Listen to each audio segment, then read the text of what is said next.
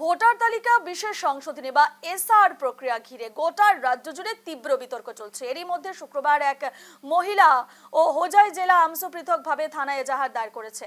মামলা করা হয়েছে যে বালিরাম গ্রাম পঞ্চায়েতের বিএলও এবং 59 নম্বর বহরমপুর বিধানসভা কেন্দ্রের নির্বাচনী রেজিস্ট্রেশন অফিসারের বিরুদ্ধে।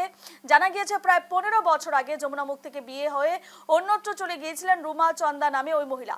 অভিযোগ প্রকাশ যে রুমা চন্দার নাম ও এপিক নাম্বার দুষ্কৃতিকারীরা ব্যবহার করে বালিরাম গ্রামের 117 জন সাধারণ ভোটারের নাম কাটার জন্য ভুয়ো অভিযোগ দাখিল করে। তার স্বাক্ষরও জালিয়াতি করা হয়েছে বলে অভিযোগ করেন রুমা চন্দা। এই ঘটনাকে কেন্দ্র করে সরব হয়েছে হোজাই জেলা আমসু। এসআর প্রক্রিয়া ঘিরে বিতর্ক ডবকায়। অন্যের নাম ও এপিক নাম্বার ব্যবহারের অভিযোগ, 117 জন ভোটারের নাম কাটার ভুয়ো আবেদন। ঘটনা সম্পর্কে থানায় এজাহার।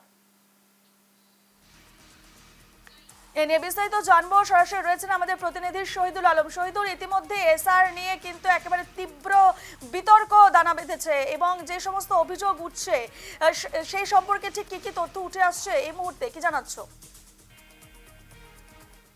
একেবারে রূপা, দেখো ইতিমধ্যে রাজ্যে যে এসআর এর তথা ভোটার তালিকা পুনরীক্ষণের কাজ চলছে, সেই কাজ চলাকালীন অবস্থায় কিন্তু দেখা গেছে রাজ্যের বিভিন্ন প্রান্তে বিতর্ক সৃষ্টি হয়েছে।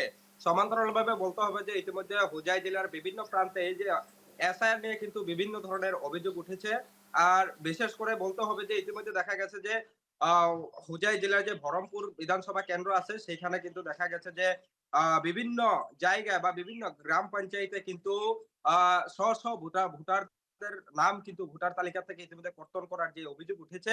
আর সেহতীভাবে বেশ করে বলতে হবে যে ইতিমধ্যে দেখা গেছে যে যমুনামুখের প্রায় বহরমপুর বিধানসভা কেন্দ্র যমুনামুখ গ্রাম পঞ্চায়েতের এবং বালিরাম গ্রাম পঞ্চায়েতের প্রায় শ লোকের নাম ইতিমধ্যে ভোটার তালিকা থেকে কর্তন করা হয়েছে।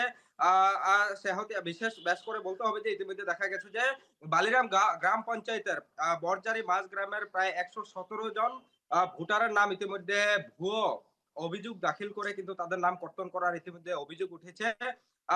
আর এই অভিযোগের পরে দেখা গেছে যে ইতিমধ্যে এক মহিলা যার নাম রুমা চন্দ, সে কিন্তু তার অজ্ঞাতে কিন্তু একটি দুষ্ট চক্র তার ভোটার আইডি এবং তার নথিপত্র ব্যবহার করে এবং তার জাল স্বাক্ষর করে কিন্তু ইলেকশন কমিশনারকে অবজেকশন দিয়েছিল। তারপরে কিন্তু 117 জন ভোটারের কিন্তু নোটিশ এসেছে ভোটার কমিশনার থেকে। তারপরে কিন্তু এই বিষয়টা নিয়ে কিন্তু তীব্র বিতর্ক সৃষ্টি হয়েছে। তারপরে কিন্তু এই রুমা চন্দ্র সে কিন্তু উপস্থিত হয়ে সে কিন্তু, তবে তো একটা কথা বলে রাখি যে এই রুমা চন্দ্র কিন্তু বিগত 15 বছর আগে কিন্তু সে এই যে যমুনামুখ সেখান থেকে সে কিন্তু বিবাহ সূত্রে কিন্তু অন্য একটি জেলায় সে চলে গিয়েছিল। তারপরেও কিন্তু তার এখানে যে ভোটার তালিকা নাম ছিল সেই নাম কিন্তু ভোটার কমিশনারকে বা ইলেকশন কমিশনারকে বারংবার কিন্তু সে আবেদন করেছিল সে এইখানকার ভোটার থেকে তার নামটা কর্তন করার জন্য, কিন্তু সেটা হয়ে ওঠে নাই। 15 বছর ধরে তার নাম কিন্তু ভোটার তালিকায় অন্তর্ভুক্ত ছিল। আর সেই সুবিধা নিয়ে কিন্তু একটি দুষ্ট চক্র এই সেই রুমা চন্দ্রের ভোটার আইডি এবং তার অন্যান্য নথিপত্র ব্যবহার করে এবং তার জাল স্বাক্ষর ব্যবহার করে কিন্তু ইলেকশন কমিশনারকে অভিযোগ দেন। তারপরে কিন্তু 117 জন ভোটারের নাম ইতিমধ্যে ভোটার তালিকা থেকে কর্তন হওয়ার যে অভিযোগ উঠেছে, তারপরে কিন্তু রুমা চন্দ্র ইতিমধ্যে এই সমগ্র বিষয়টা নিয়ে কিন্তু সে ইতিমধ্যে নগাঁও জেলা যে ভোটার কমিশনার আছে, ইলেকশন কমিশনার এবং জেলা আয়ুক্ত, তাদেরকে কিন্তু অভিযোগ লিখিত অভিযোগ দেন যে সে এই কোনো ধরনের অভিযোগ করেন না, এটি একটি দুষ্ট চক্রান্ত। তারপরে কিন্তু দেখা গেছে যে গতকাল বিকাল বেলায় কিন্তু সেই রুমা চন্দ্র কিন্তু যমুনামুখ পুলিশ থানায় হাজির হন এবং দেখা যায় যে তিনি এই যে বিএলও এবং ইয়ারও যে ভোটার পঞ্জীয়ক আছে তাদের বিরুদ্ধে কিন্তু একটি মামলা দায়ের করে আসে। কিন্তু একজন সহজ সরল মহিলা এবং তার সঙ্গে একটি প্রবঞ্চনা এবং তাদেরকে কিন্তু বিপদে পরিচালিত করা হয়েছে বলে সে অভিযোগ উঠেছে এবং এই সমগ্র বিষয়টা সে মামলা দেওয়ার পরে কিন্তু পুলিশের কাছে সে নিয়ে যাচ্ছে। রূপা, এবার শহীদের বিষয়টা হচ্ছে মামলা দায়ের করা হচ্ছে, এজাহার দাখিল করা হয়েছে, সেই জায়গায় দাঁড়িয়ে প্রশাসনের ভূমিকা ঠিক কেমন দেখতে পাচ্ছ? প্রশাসন এ বিষয়ে কতটা তৎপরতা দেখাচ্ছে? একেবারে রূপা, তবে বলে রাখি যে এই যে ভোটার তালিকা থেকে নাম কর্তনের যে প্রক্রিয়া, সেই প্রক্রিয়া কিন্তু অনেক ধরনের বিসঙ্গতি দেখা গেছে।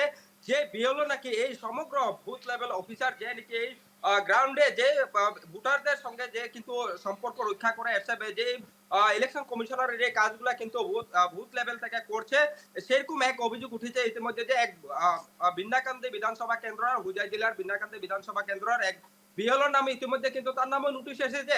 তারপরে কিন্তু দেখা গেছে যে হুজাই জেলা যে আমসু আছে এবং আমচুর প্রতিনিধিরা কিন্তু এই বিষয়টা নিয়ে কিন্তু প্রথমে থেকে তারা কিন্তু প্রতিবাদ জানায় আসছে।